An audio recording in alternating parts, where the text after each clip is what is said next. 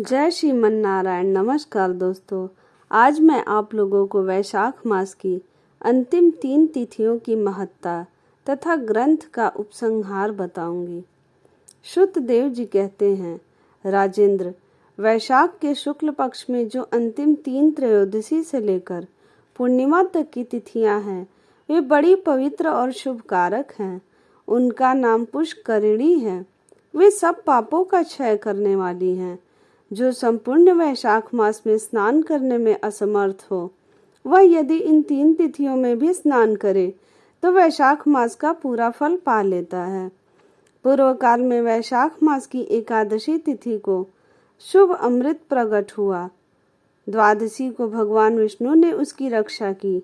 त्रयोदशी को उन श्री हरि ने देवताओं को सुधा पान कराया और चतुर्दशी को देव विरोधी दैत्यों का संहार किया और पूर्णिमा के दिन समस्त देवताओं को उनका साम्राज्य प्राप्त हो गया। इसलिए देवताओं ने संतुष्ट होकर इन 3 तिथियों को वर दिया।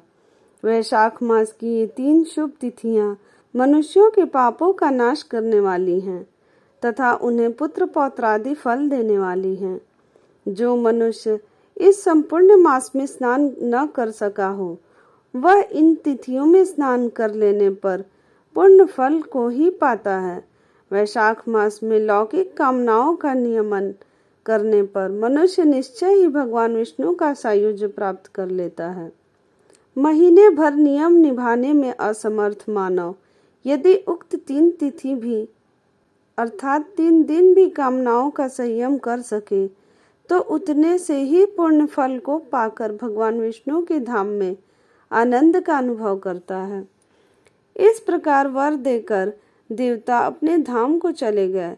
अतः पुष्करणी नाम से प्रसिद्ध अंतिम 3 तिथियां पुण्यदायिनी, समस्त पाप राशि का नाश करने वाली तथा पुत्र पौत्र को बढ़ाने वाली हैं। जो वैशाख मास में अंतिम 3 दिन गीता का पाठ करता है, उसे प्रतिदिन अश्वमेध यज्ञ का फल मिलता है। जो उक्त 3 दिनों में विष्णु सहस्त्र नाम का पाठ करता है, उसे पुण्य फल का वर्णन करने में इस भूलोक तथा स्वर्ग लोक में कौन समर्थ है। पूर्णिमा को सहस्त्र नामों के द्वारा भगवान मधुसूदन को दूध से नहलाकर मनुष्य पापहीन वैकुंठ धाम में जाता है। वैशाख मास में प्रतिदिन भागवत के आधे या चौथाई श्लोक का पाठ करने वाला मनुष्य ब्रह्म भाव को प्राप्त होता है। जो वैशाख के अंतिम दिनों में भागवत शास्त्र का श्रवण करता है, वह जल से कमल के पत्तों की भांति कभी पापों से लिप्त नहीं होता। उक्त 3 दिनों के सेवन से ही कितने ही मनुष्यों ने देवत्व प्राप्त कर लिया, कितने ही सिद्ध हो गए और कितनों ने ब्रह्मत्व पा लिया। ब्रह्म ज्ञान से मुक्ति होती है अथवा प्रयाग में मृत्यु होने से या वैशाख मास में नियम पूर्वक प्रातः काल में जल में स्नान करने से मोक्ष की प्राप्ति होती है। इसलिए वैशाख के अंतिम 3 दिनों में स्नान, दान और भगवत पूजन आदि अवश्य करना चाहिए। वैशाख मास के उत्तम महात्म्य का पूरा वर्णन रोग शोक से रहित जगदीश्वर भगवान नारायण के सिवा दूसरा कौन कर सकता है। तुम भी वैशाख मास में दान आदि उत्तम कर्म का अनुष्ठान करो। इससे निश्चय ही तुम्हें भोग और मोक्ष की प्राप्ति होगी।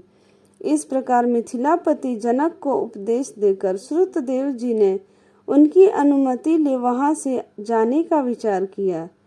तब राजर्षि जनक ने अपने अभ्युदय के लिए उत्तम उत्सव कराया और श्रुतदेव जी को पालकी पर बिठाकर विदा किया। वस्त्र, आभूषण, गौ, भूमि, तिल और स्वर्ण आदि से उनकी पूजा और वंदना करके राजा ने उनकी परिक्रमा की। तत्पश्चात उनसे विदा हो महातेजस्वी एवं परम यशस्वी श्रुतदेव जी संतुष्ट हो प्रसन्नता पूर्वक वहां से अपने स्थान को गए। राजा ने वैशाख धर्म का पालन करके मोक्ष प्राप्त किया। नारद जी कहते हैं, अम्बरीश, यह उत्तम उपाख्यान मैंने तुम्हें सुनाया, जो कि सब पापों का नाशक तथा संपूर्ण संपत्तियों को देने वाला है। इससे मनुष्य भुक्ति, मुक्ति, ज्ञान एवं मोक्ष पाता है। नारद जी का यह वचन सुनकर महायशस्वी राजा अम्बरीश मन ही मन बहुत प्रसन्न हुए। उन्होंने ब्रह्म जगत के व्यापारों से निवृत्त होकर मुनि को साष्टांग प्रणाम किया और अपने संपूर्ण वैभव से उनकी पूजा की। तत्पश्चात उनसे विदा लेकर देवर्षि नारद दूसरे लोक में चले गए, क्योंकि दक्ष प्रजापति के शाप से वे एक स्थान पर नहीं ठहर सकते।